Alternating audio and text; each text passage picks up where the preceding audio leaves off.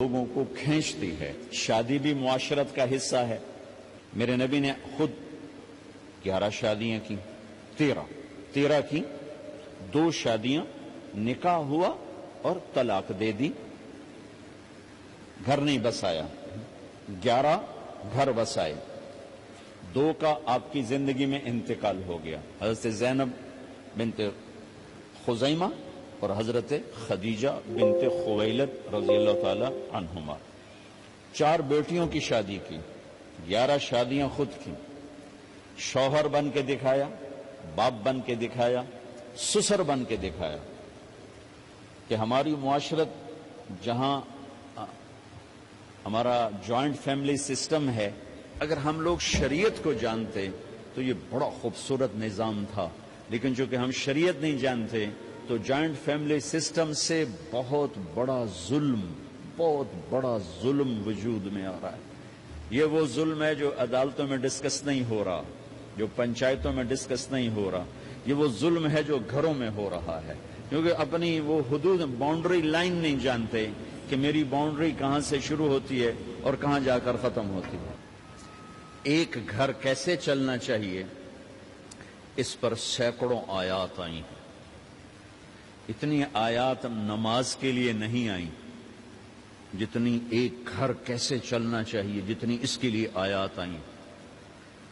سورۃ النساء ساری گھر کی زندگی بتاتی. سورۃ المائدہ گھر کی زندگی بتا رہی. سورہ تحریم گھر کی زندگی بتا رہی. سورہ طلاق گھر کی زندگی بتا رہی. سورہ بقرہ میں گھر کی زندگی کی سینکڑوں آیات ہیں کہ ایک گھر کیسے چلنا چاہیے. چونکہ یہ نہ مولوی جانتا ہے, نہ جج جانتا ہے, نہ یہ اے سی بچہ جانتا ہے, نہ ڈاکٹر جانتا ہے, نہ دیہاتی جانتا ہے, نہ شہری جانتا ہے کہ گھر کیسے چلتا. چونکہ یہ چیپٹر میں آپ کو کیا گلا دوں, ہمارے مدرسوں میں بھی نہیں پڑھایا جاتا. ہمارے مدرسے بھی زور دکھاتے ہیں جہاں کوئی اختلافی بات آ جائے, پھر انہاں دے ویکھن والے ہوندے زور کیویں لگدے.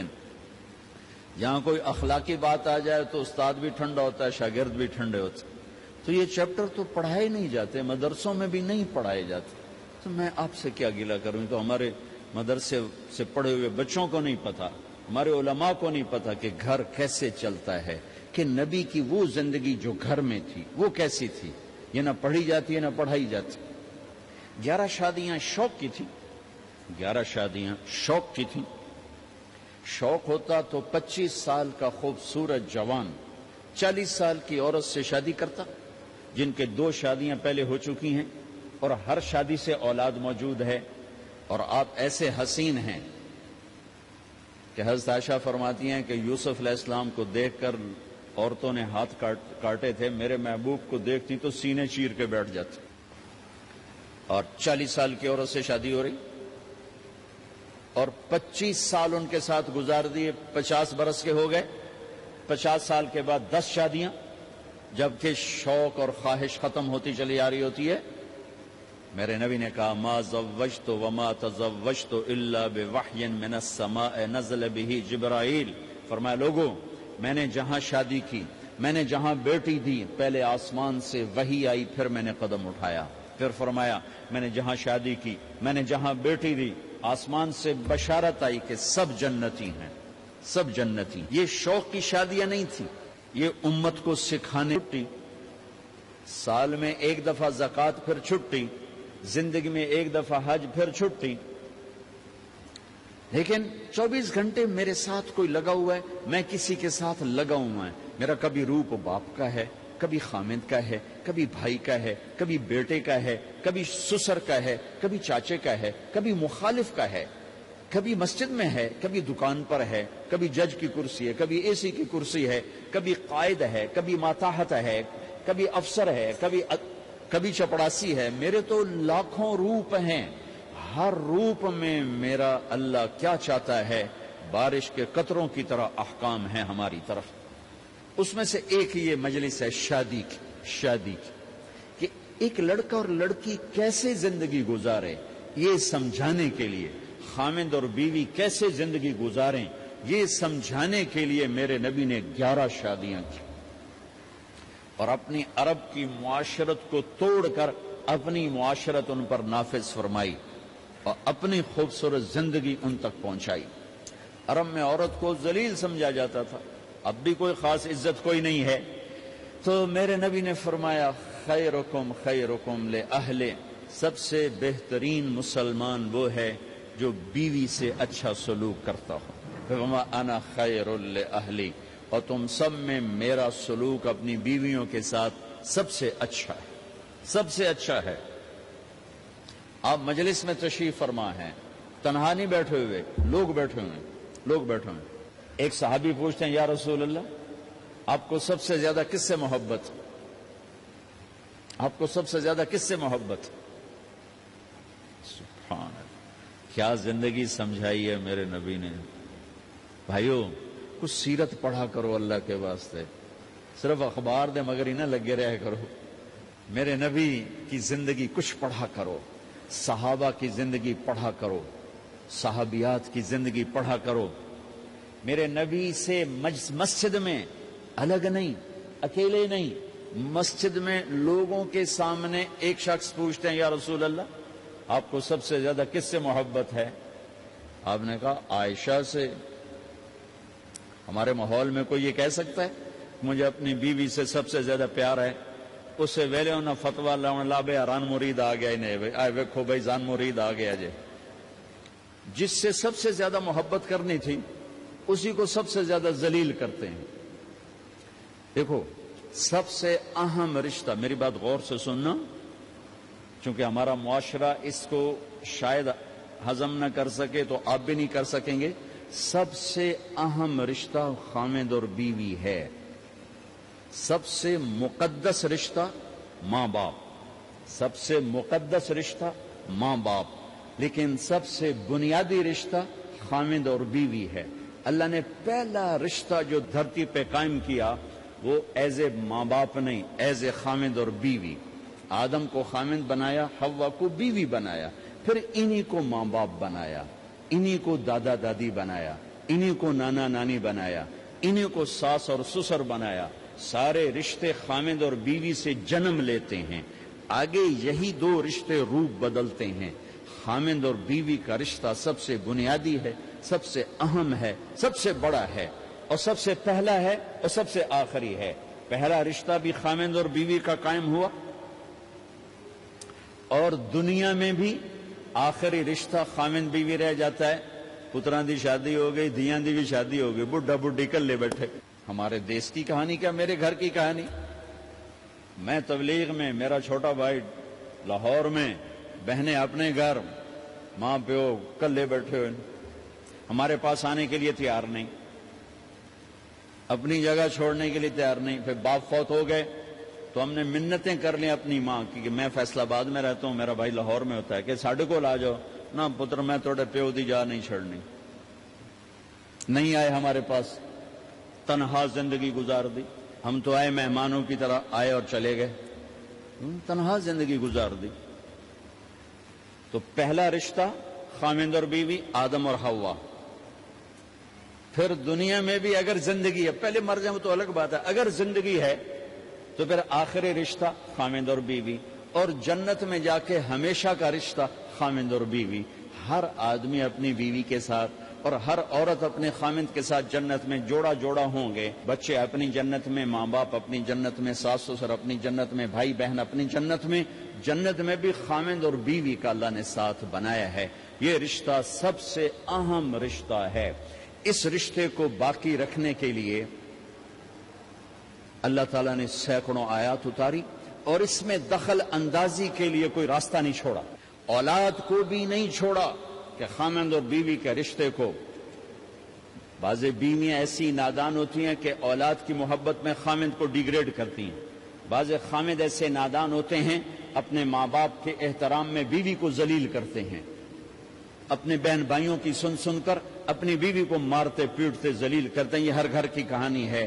ان دونوں سے میرے اللہ نے روکا ہے۔ خامد اپنی بیوی کو سب سے زیادہ عزت دے، بیوی اپنے خامد کو سب سے زیادہ عزت دے۔ حقوق میں سب سے بڑا حق اب خامد اور بیوی کا ایک دوسرے کے ساتھ جوڑا گیا ہے کہ ان سے نسل چلنی ہے، ان سے نسل چلنی ہے۔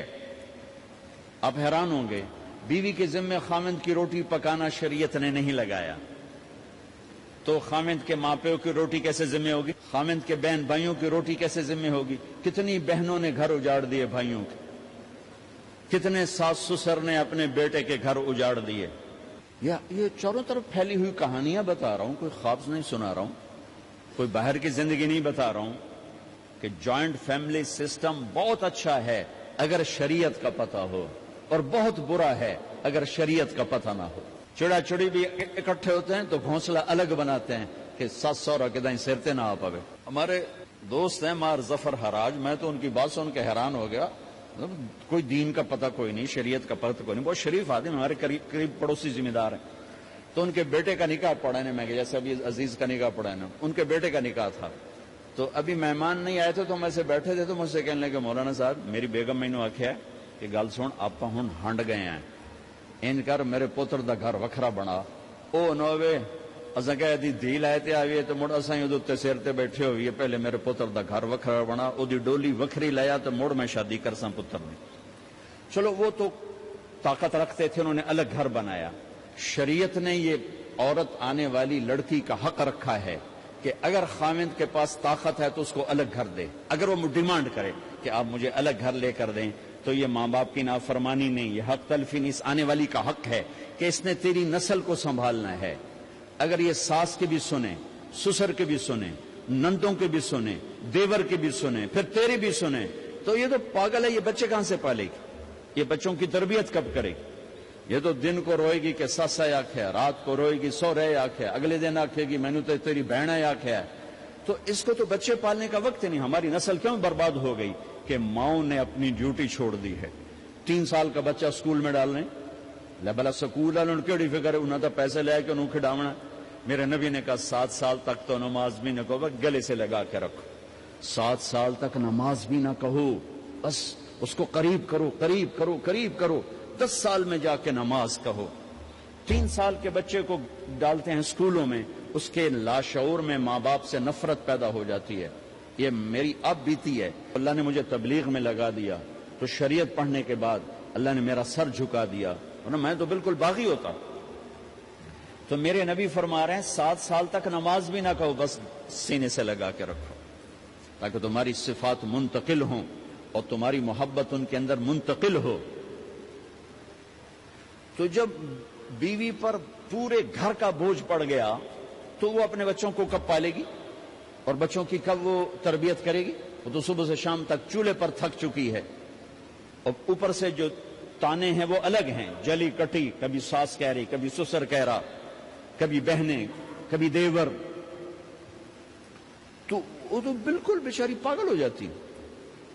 کہیں اس کا الٹ بھی ہوتا ہے، آنے والی ایسی آتی ہے کہ پورے گھر کو تباہ کر کے ماں باپ کو بھی دھکا دلا کے اپنے خامند کو لے کے نکل جاتی، ایسا بھی ہے لیکن یہ بہت کم ہے۔ ابتدائی رشتہ خامند اور بیوی ہے، خامند اور بیوی یہ ابتدائی رشتہ ہے۔ اللہ نے آدم کو بنایا اور حوا کو ساتھ بیوی بنایا، اولاد بعد میں دی۔ اور ایک اور بات، آدم کو بنا دیا مٹی کا پتلا کٹھا کر کے، مٹی کٹھی کر کے پتلا بنا دیا، 40 سال کے بعد روح ڈالی، چل بھائی جا جنت، اور اکیلے بھیج دیا، بیوی نہیں دی۔ حالانکہ اللہ چاہتا تو ساتھ ہی حضرت حوا کی مٹی کا ڈھیر بھی لگا دیتا، اس کا پتلا بھی تھپ دیتا، فرشتوں سے تھپوا دیتا، اور پھر 40 سال کے بعد دونوں کو اکٹھا جنت میں ڈالتا۔ بہت سارے پیغام، اس میں بہت سارے پیغام، تاخیر ساتھ نہیں بنایا، دیر سے بھیجا، انتظار قدر کو بڑھانے کے لیے کہ عورت کی قدر کرنا، کمزور ذات ہے، کمزور مخلوق ہے، قدر کرنا۔ دوسرا، پہلے دن پتلا نہیں بنایا کہ ننگا پڑا ہو، عورت کا پتلا ننگا ہو، مٹی کا ہو، پتھر کا ہو، تو اس میں کیا کشش؟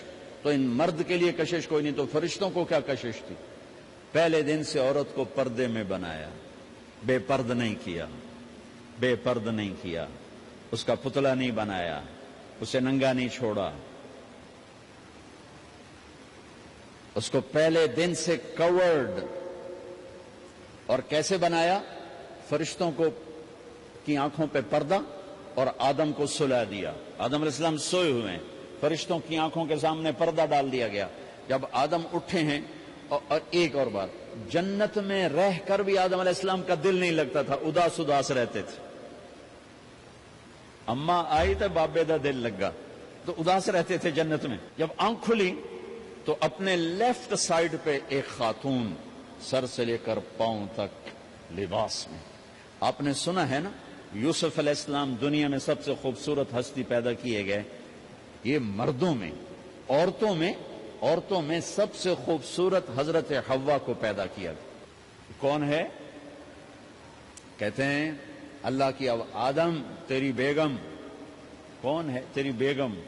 نکاح پڑھایا. پھر کہا آدم مہر ادا کرو. تو انہوں نے پوچھا کیا مہر دوں؟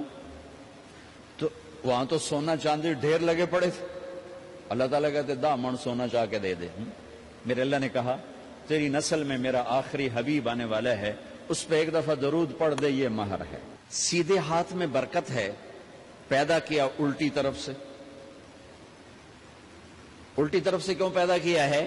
کہ الٹی طرف دل ہے، اور دل کے نیچے جو پسلی ہے وہاں سے پیدا کیا.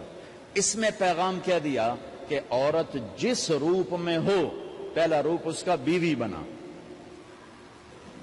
پھر وہ ماں بنی، پھر اس آگے بیٹی کا روپ ہے، پھر بہن کا روپ ہے، پھر خالہ ہے، پھوپھی ہے، دادی ہے، نانی ہے، ساس ہے. جس روپ میں بھی عورت ہے اس کو دل کے قریب جگہ دو. یہ دل کے نیچے سے پیدا کرنے میں یہ پیغام دیا گیا ہے. اسے ذلیل نہ کرو، اسے خوار نہ کرو، اسے بے عزت نہ کرو، اس پر شدت نہ کرو.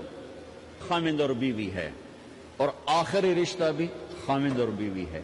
لیکن اس وقت ہمارے معاشرے میں خامند سے زیادہ اس کے ماں باپ حق جتلاتے ہیں، خامند سے زیادہ اس کی بہنیں حق جلاتی ہیں، خامند سے زیادہ اس کے رشتہ دار حق جتلاتے ہیں، اور جھوٹی سچی شکایتیں لگا کر بیوی سے متنفر کرتے ہیں، اور کہیں بیوی کو خامند سے متنفر کرتے ہیں.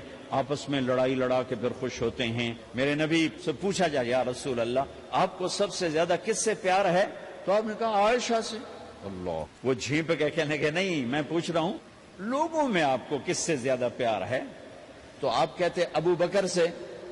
تو آپ نے پھر کہا ابوہا، مجھے عائشہ کے باپ سے زیادہ پیار ہے. پھر پہلے عائشہ کا، تو پھر کہتے ابو بکر. تو آپ نے کہا نہیں، ابوہا، مجھے عائشہ کے باپ سے سب سے زیادہ پیار ہے. یہ آپ کو میسج دیا ہے کہ گھر کی زندگی کیسے ہوتی ہے.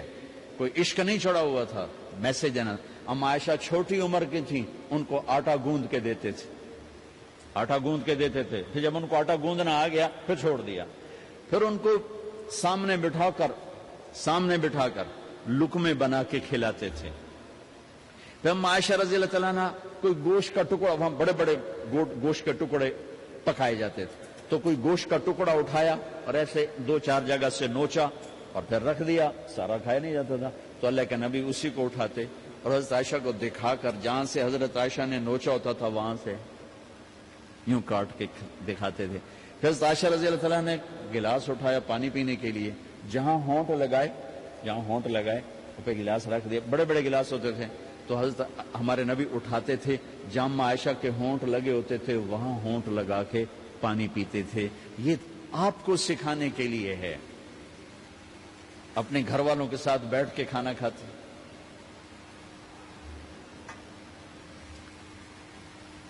یہ میرے نبی کی معاشرت ہے، یہ میرے نبی کی زندگی. گھر میں جھاڑو دیتے، اپنے کپڑے خود دھوتے. کوئی چیزیں بکھری پڑی ہوتی تو بیوی کو نہیں ڈانٹتے، خود اٹھ کے سیٹ کر کے رکھ دیتے.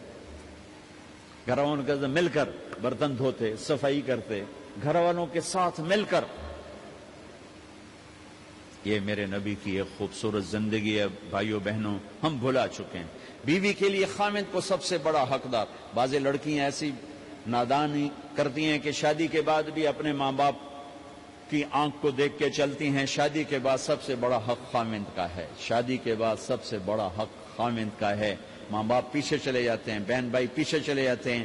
لیکن یہ نادانیاں بھی دیکھنے کو ملتی ہیں کہ شادی کے بعد بھی ماں باپ اپنی بچی کو اپنے قابو میں رکھنے کی ترتیبیں سوچتے ہیں تو وہ بھی اپنی بچی کا گھر برباد کر دیتے ہیں.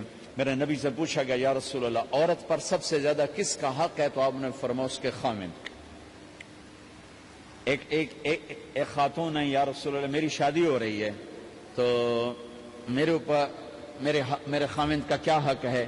تو آپ نے ارشاد فرمایا تیرے خاوند کے جسم پر زخم ہو، زخموں میں پیپ پڑ جائے اور تو اپنی زبان سے چاٹ چاٹ کے زخم صاف کرے تو نے اپنے خاوند کا حق ادا نہیں کیا۔ خاوند کو سمجھایا کہ سب سے بہترین مسلمان وہ ہے جو بیوی سے اچھا سلوک کرتا ہے، اور میرا سب سے اچھا سلوک ہے اپنی بیویوں کے ساتھ، یعنی قاب قوسین او ادنا آپ کا مقام ہے، اللہ پاک کا دیدار اپنی آنکھوں سے کیا ہوا ہے، اور آپ ہمیں معاشرت سکھا رہے ہیں کہ ایک جہاد کے سفر سے واپس آ رہے ہیں، اما عائشہ ساتھ ہیں، تو آپ نے صحابہ سے کہا بھئی آگے چلے جاؤ، وہ سارے آگے چلے گئے۔ جب سارے نظروں سے غائب ہو گئے تو آپ نے کہا عائشہ دوڑ لگاؤ گی میرے ساتھ؟ عائشہ نے نہیں کہا، میرے نبی نے کہا دوڑ لگاؤ گی؟ آج کل کا کوئی علامہ بھی یہ نہیں کرے گا، عائشہ دوڑ لگاؤ گی میرے ساتھ؟ کہا جی لگاؤں گی، تو دوڑ لگائی۔ تو عائشہ فرماتی میں آگے نکل گئی، اللہ کے نبی پیچھے رہ گئے، چاہے آپ جان بوجھ کے آستہ ہوئے ہوں ان کی دلجوئی کے لیے۔ کچھ سال گزر گئے، پھر جہاد کے سفر سے واپسی ہو رہی ہے، تو آپ نے صحابہ سے کہا بھائی آگے چلے جاؤ، تو سارے آگے چلے گئے، غائب ہو گئے۔ عائشہ دوڑ لگائیں؟ کہا جی لگائیں۔ تو فرمایا کہ ان دنوں میں ذرا موٹی ہو گئی تھی، جب دوڑ گئی تو اللہ کے نبی آگے نکل گئے، تو پھر آپ نے کہا عائشہ ہذہ بتلک، عائشہ اب تیرا میرا حساب برابر ہو گیا، اس دفعہ تو آگے نکل گئی، آج میں آگے نکل گیا۔ یہ میرے نبی کی معاشرت ہے کہ بھری محفل میں کہہ رہے ہیں مجھے عائشہ سے سب سے زیادہ پیار ہے، اور عرب میں عیب تھا، جیسے ہمارے ہاں بھی عیب ہے کہ کوئی بھری محفل میں کہ مجھے بیوی سے سب سے زیادہ پیار، تو تیری ماں کتنے گئی؟ بھائی ماں کا اور خانہ ہے، بیوی کا اور خانہ ہے، ماں کی اور جگہ ہے، بیوی کی اور جگہ ہے۔ تو میں آپ سب سے کہتا ہوں ماں باپ کی وجہ سے بیویوں پہ زیادتی نہ کرو، بیوی کی وجہ سے ماں باپ پہ زیادتی نہ کرو، بڑے ہو تو بڑے بنو۔ ہمارے نبی تھے، آپ سسر بھی ہیں نا، آپ نے 4 بیٹیوں کی شادیاں کی، 2 تو ایک ہی کو دے دیں عثمان کو، رقیہ اور ام کلثوم رضی اللہ تعالیٰ عنہما، حضرت عثمان کے نکاح میں، ابو العاص رضی اللہ تعالیٰ عنہ کو زینب، اور سب سے پیاری محبوب بیٹی حضرت علی رضی اللہ تعالیٰ عنہ۔ باقی 3 نکاح بڑے سادہ کیے، حضرت فاطمہ کا نکاح بڑے دھوم دھام سے کیا۔ ان کا رشتہ لے کر صدیق آئے، یا رسول اللہ میں خواہش مند ہوں، آپ چپ رہے۔ پھر حضرت عمر بعد میں گیا، یا رسول اللہ میں خواہش مند ہوں، آپ چپ رہے۔ تو عبد الرحمن بن عوف رضی اللہ تعالیٰ نے حضرت علی سے کہا علی تو جا، تجھے دے دیں گے۔ وہ کہنے کہ میں تو بہت غریب ہوں، مجھے کہاں دیں گے؟ حضرت علی کا ذاتی گھر بھی نہیں تھا، کسی سے ایک کوٹھا مانگ کے اس میں رہ رہے تھے مدینہ میں۔ کہا نہیں تو جا جا۔ تو یہ مسجد میں پہنچے، اللہ کے نبی کو دیکھا تو ایسا روب طاری ہوا کہ بولے ہی کچھ نہیں۔ اللہ کے نبی کو تو پتا ہے کہ کیا ہے اور کس لیے ہے۔ تو آپ نے کہا علی کیسے آئے؟ چپ۔ کہا لگتا ہے فاطمہ کے رشتے کے لیے آئے ہو؟ کہا جی ہاں۔ تو ہم نے کہا انشاءاللہ، اتنا کہا انشاءاللہ، اور چپ ہو گئے۔ تو حضرت علی چپ کر کے اٹھ کے باہر آ گئے، صحابہ باہر کھڑے ہوئے تھے۔ تو کہنے لگے یار دیکھا نا، میں تمہیں پہلے ہی کہتا تھا مجھے نہ بھیجو، انکار ہو گیا، بولے ہی کچھ نہیں۔ تو حضرت عبد الرحمن بن عوف کہنے لگے جنہوں نے بھیجا تھا وہ کچھ تو کہا ہوگا، کہ بس انشاءاللہ کہا تو اللہ کے بندے ہاں ہو گئی، نبی کی انشاءاللہ ہاں ہوتی ہے، یہ ہاں کیوں نہیں کی؟ سبحان اللہ، اللہ اکبر، یہ ہاں کیوں نہیں کی؟ گھر گئے، فاطمہ علی کا رشتہ آیا ہے کر دوں، اس لیے ہاں نہیں کی۔ ہم تو بیٹیوں سے پوچھتے ہی نہیں، عیب سمجھتے ہیں بیٹیوں سے پوچھنا، جی میں گاں نو بن چھڑیا قلعے نال، ایویں اسی دیاں نو بن چھڑنے قلعے نال۔ مجھے ایک اپنی مطلب برادری لیول کے ایک خاتون کا فون آیا کہ مولانا پڑھایا مجھے لاہور میں اچھے کالجوں میں، اور میری منگنی کرتے وقت مجھ سے پوچھا ہی نہیں، اور ایک شرابی سے منگنی کر کے مجھے اطلاع دی سی تیری منگنی کر چھڑی ہے۔ فلانی تاریخ نو تیرا نکاح بھی ہونا ہے. مجھے آج تک گلا ہے, پوچھ لیتے. اگر نہیں پوچھا تھا چلو میں انہاں ساڈے پنجاب وچ کوئی نہیں پوچھ دے, گاں مجھ دی طرح ٹور چھڑ دین, تو چلو اتنا تو ویکھ لیندے بھی کم از کم شراب تو نہ پیندا. ایک شرابی نال میرا نکاح کر چھڑ. ساری زندگی اڈیاں رگڑ رگڑ میری گزر گئی. علی جیسا رشتہ آیا ہو تو اوپر سے حکم بھی آ چکا ہو کہ علی کو ہی دینا ہے, تو پھر آپ فاطمہ سے پوچھیں, فاطمہ تیرا رشتہ آیا ہے علی کا, کر دوں؟ حضرت فاطمہ نے ہاں کی تو پھر مسجد تشریف لائے. یہ آپ کو معاشرت سکھائی جا رہی کہ بیٹیوں سے بھی پوچھو, زندگی انہوں نے گزارنی ہے, تم نے تو نہیں گزارنی. بس میری غیرت دا سوال ہے, میں اتنا ہی کرنا, نہیں تو بیٹھی رہے. میری اپنی فیملی میں اتنی عورتیں بوڑھی ہو کے قبروں میں چلی گئیں, بس اتنا ہی کرنا, نہیں کرنا تو بیٹھی رہے. وہ بیٹھی رہ گئیں. یہ ظلم و ستم ہے جو تمہاری عدالت میں بھی نہیں آتا, کوئی کیس بھی نہیں ہوتا, لیکن اللہ کی عدالت میں کیس درج ہو چکا ہے کہ میرے نبی نے علی جیسے داماد کے لیے بھی پہلے پوچھا, حالانکہ اشارہ ہو چکا ہے. ابھی بتاتا ہوں میں. فاطمہ بیٹی علی کا رشتہ ہے, کر دوں؟ انہوں نے کہا کر دیں. پھر کہا بلاؤ. پھر علی آئے, کہا علی جمع کرو لوگوں کو. مسجد ساری بھر گئی. تو آپ ممبر پر تشریف فرما ہوئے. حضرت علی کو ایسے سامنے بٹھایا, کہا لوگوں مجھے جبریل اللہ کی طرف سے پیغام دینے آئے ہیں کہ میں اپنی بیٹی فاطمہ کا نکاح علی کے ساتھ کر دوں. آسمان سے وحی بھی آئی ہو اور پھر بھی پوچھا جائے, یہ میرے نبی کی معاشرت ہے. ہم تو پوچھنا عیب سمجھتے, اور اسے ذلت سمجھتے ہیں.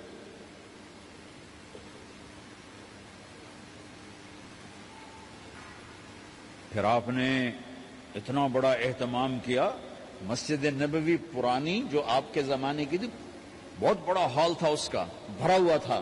آپ نے سب کو شہد کا شربت پلایا, خود نکاح پڑھایا, نکاح کا خطبہ پڑھ کیا. پھر کہا علی میں نے فاطمہ بنت محمد کو 400 درم مہر کے عوض تمہارے نکاح میں دیا, تو نے قبول کیا؟ انہوں نے کہا جی میں نے قبول کیا, اور سجدے میں چلے گئے اور زور سے دعا مانگی, رب اوزعنی ان اشکر نعمتک التی انعمت علی وعلی والدی وان اعمل صالحا ترضاہ واصلح لی فی ذریتی انی تبت الیک واننی من المسلمین. میرے نبی نے کہا آمین, زور سے کہا آمین.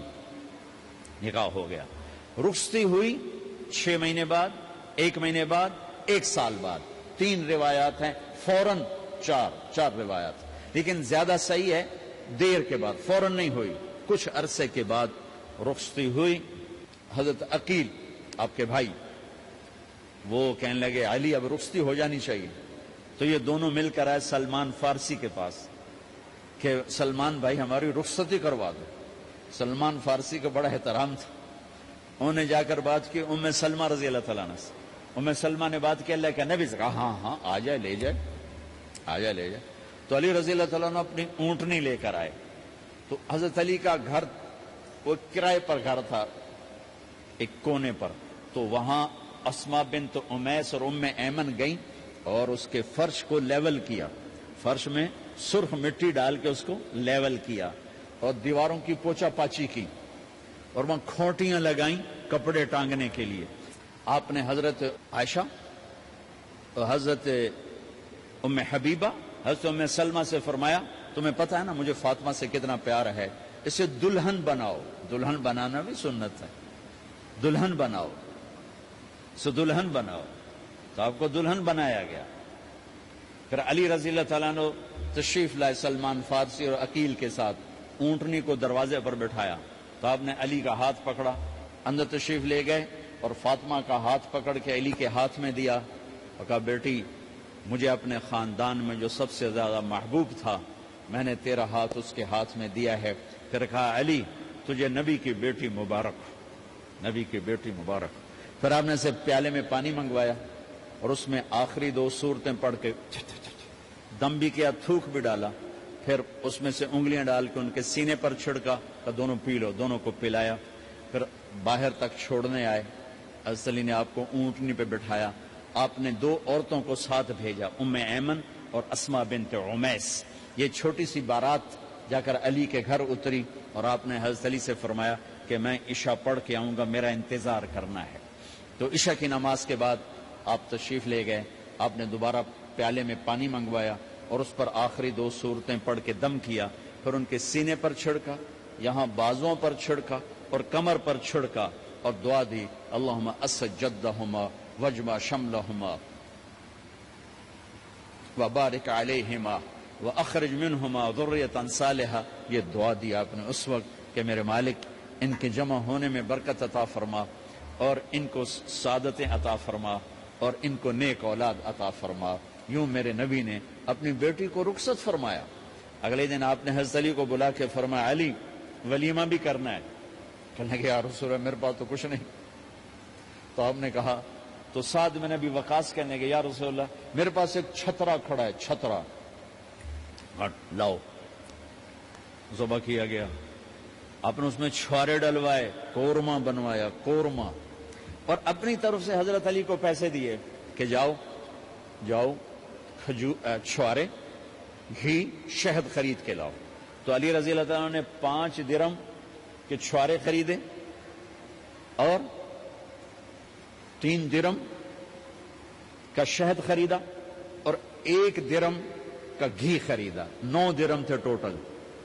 تو آپ نے کافی سارا آ گیا تو چھواروں کی گٹھلیاں نکلوا کے ان کو پسوایا، پھر شہد اور گھی میں ملایا اور ایک سویٹ ڈش تیار کی اور اس کو حضرت علی کے ولیمے میں آپ نے اپنی طرف سے پیش کیا.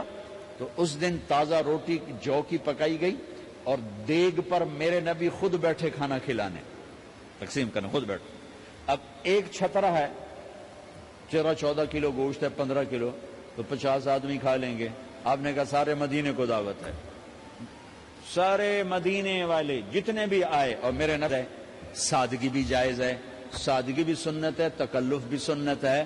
ہاں جو ہماری خرافات ہیں، فضولیات ہیں، یہ تباہ کن ہیں، ان سے بچنا بڑا ضروری ہے. اور بھائیو، کسی کی شادی ہو، اس بچے کی ہو رہی ہے، یہ افسر ہے، ایک ریڑھی والے کی ہو، کسی بھی گھر کی آبادی کا ایک ہی سبب ہے، وہ میٹھا بول ہے، وہ اچھا سلوک ہے. جس کی بیٹی کو لے جا رہے ہو اسے عزت دینا. اور یہ جو جا رہی ہے یہ ان کو اپنا ماں باپ سمجھے، اپنے خامند کے ماں باپ کو اپنے ماں باپ سمجھے. جاتے ہی لکیریں لگانا نہ شروع کر دے، میں انہوں وکھرا کرتے انہوں عیدے کرتے انہوں عیدے کر. وہ اپنے گھر کا ایک فرد بن کے زندگی گزاریں. جو لے کے جا رہے ہیں ان کے ذمے ہے کہ اس کو بیٹی بنا کے لے جائیں. سسرال جو ہوتے ہیں وہ ہمیشہ عیب دیکھتے ہیں، خوبیاں انہیں نظر ہی نہیں آتی. تو کھٹ بٹ تو ہوتی رہتی ہے، کوئی ایسی بڑی بات نہیں. کھٹ بٹ کو صلح میں بدلو، مزید جھگڑا نہ بڑھاؤ. میرے نبی حضرت فاطمہ کے گھر آئے، دیکھا تو آپ اداس بیٹھی. آپ نے کہا فاطمہ بیٹی کیا ہوا؟ کہ میرا اور علی کا جھگڑا ہو گیا. اچھا. خود گئے بیٹی کے باپ ہو کر، دیکھا تو حضرت علی مسجد میں سوئے ہوئے تھے. آپ نے ان کو اٹھایا، کہا یا ابا تراب قم، آپ کو یہ ٹائٹل یہاں ملا، اے ابو تراب. فرمایا کرتے تھے کل کائنات ملتی تو اتنی خوشی نہ ہوتی جتنا اس ٹائٹل کی خوشی ہے. ابو تراب کہنے کا کیا مطلب تھا کہ اظہار محبت کے لیے ایسے ٹائٹل دیے جاتے تھے. تو ابو تراب کہہ کر یہ میسج دیا کہ میاں بیوی کی لڑائی ہوتی رہتی ہے، میں تجھ سے ویسے ہی محبت کرتا ہوں جیسے پہلے کرتا تھا. یہ میسج دیا اس نے. اب حضرت علی کو لائے اٹھا کر اور گھر میں تشریف لائے. نہ علی کی سنی نہ فاطمہ کی سنی. ہاں بھائی علی کی مسئلہ ہے، ہمیں فاطمہ کیا مسئلہ ہے. یہ مسئلے سن سن کے بھی زیادہ لڑائی ہو جاتی. صلح کراون والے بھی آپ ہو 2-4 لتر مار کے آ جاندے. تو میرے نبی نے کیا کیا، سبحان اللہ، زمین پر لیٹ گئے. ادھر علی کو لٹایا، ادھر فاطمہ کو لٹایا.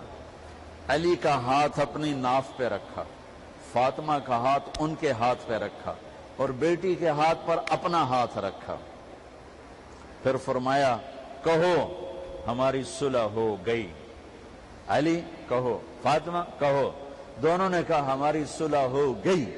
آپ اٹھے، خوش خوش باہر آئے، چہرہ ایسے گلاب کے پھول کی طرح صحابہ نے عرض کی یا رسول اللہ آج آپ بڑے خوش نظر آ رہے ہیں. فرمایا علی و فاطمہ کی صلح کرا کے آ رہا ہو. تو کھٹ بٹ ہو جانا تو کوئی بڑی بات نہیں ہے، مطلب یہ وہ گھر ہے، میں اس گھر کی کیا تعریف کر سکتا ہوں. تو میں آگے کا ایک قول سنا دیتا ہوں ابن عباس کا کہ جنت میں نور کی چمک اٹھے گی. ساری جنت ہی کہیں گے یہ نور کیسا نور ہے بھائی جو ساری جنت کے نور پر چھا گیا.